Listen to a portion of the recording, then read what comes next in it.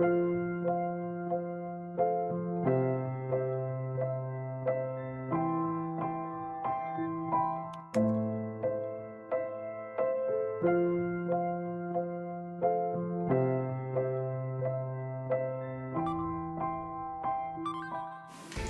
is Jennifer Tong. I have 2 kids at Escondido. I have Kaya in 2nd grade and Maseo in 1st grade.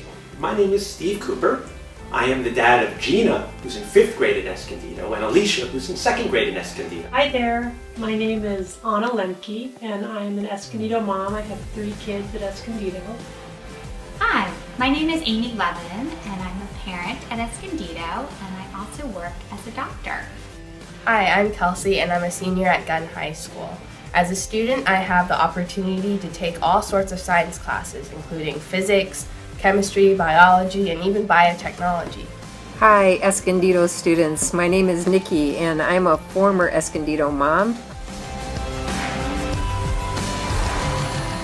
And I'm a doctor. I take care of patients who are sick enough to be in the hospital with things like heart attacks and strokes. And so I use science every day in my job. I'm a professor of computer science at Stanford University. And so what that means is I teach lots of college students how to work with computers and how to program computers. I'm a genetic counselor. I work at Stanford, and what genetic counselors do is they know a lot about genetics, and they meet with people to try and understand if there are problems with genes running in a family that's causing some kind of medical condition. I'm what's called a psychiatrist. And a psychiatrist is a doctor who specializes in treating people who have problems with their brains. I'm an internist, which means that I'm a general doctor for adults. I love practicing medicine because it allows me to use science to help people to feel better.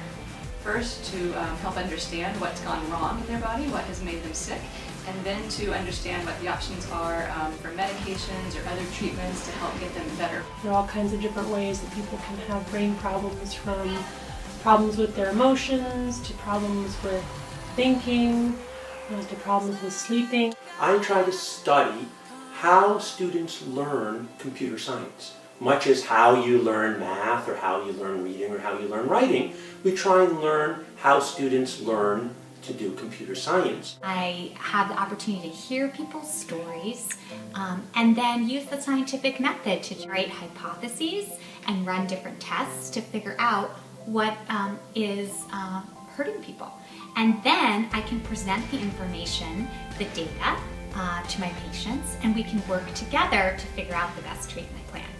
We take family histories, meaning we ask about all the people in the family. That sometimes helps us figure out what's the most likely gene that might be causing a problem. And then we order tests where we actually look at the structure of people's genes, try to find out if something's not working. And then I sit down and I talk to people about what we found on the tests and what does that mean. And what can we do to try and help prevent some of the effects of having a genetic problem. I really enjoyed how genes work and understanding how these tiny little invisible messages in our cells can have such a big impact on how we develop, what we look like, and how our bodies function. Science is exciting to me because it's very gratifying to see someone who comes into the hospital with a serious illness like a heart attack, and we can give them medications, get them out of the hospital and back home with their families. I enjoy science, or biology in particular, because there are so many applications. For instance, if you study how organs in the human body normally work, you can figure out how to treat certain diseases. I think it's a lot of fun because we're kind of trying to discover the secrets of how the brain works and how the mind really gets to solve really hard problems, to be able to come up with all of the wonderful tools that you use on your iPads, on your iPods, on your pretty much everything's, on your iPhones. That's all written by computer scientists. I really like being a psychiatrist because I really enjoy finding out about what makes people tick, why people do the things that they do. And I like feeling needed, and I like trying to help people who are having problems. And when people get better, it's very, very gratifying. It feels good to be able to make people feel better.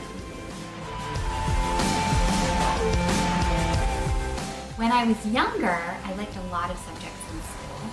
I remember in high school having a fantastic science teacher who got me really interested in human biology. I remember when I lived in Chicago, they had a very exciting science program where they brought human organs into classrooms of kids in grade school.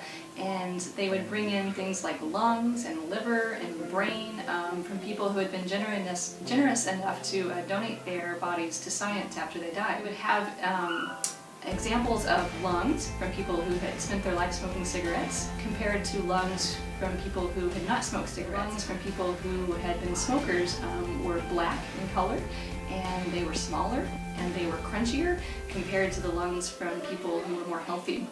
And I remember that being a very visible display of how science works in the human body, and being very impressive to me how we should take good care of our bodies. So I got interested in science when I was about 7th or 8th grade, and there I was, along with many adults, some college kids, some high school kids, trying to study chemistry. We were doing high temperature reactions. We would make materials very, very hot, more than 2,000 degrees, and we would run really cool experiments with lasers and all sorts of cool stuff like that.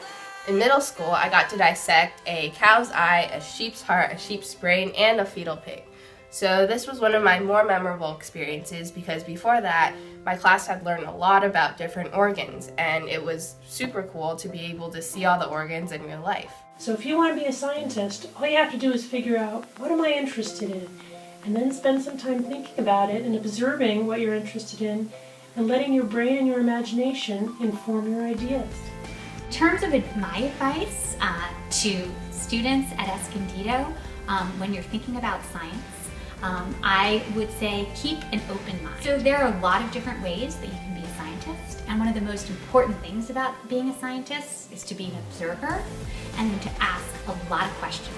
That there's always so much to learn.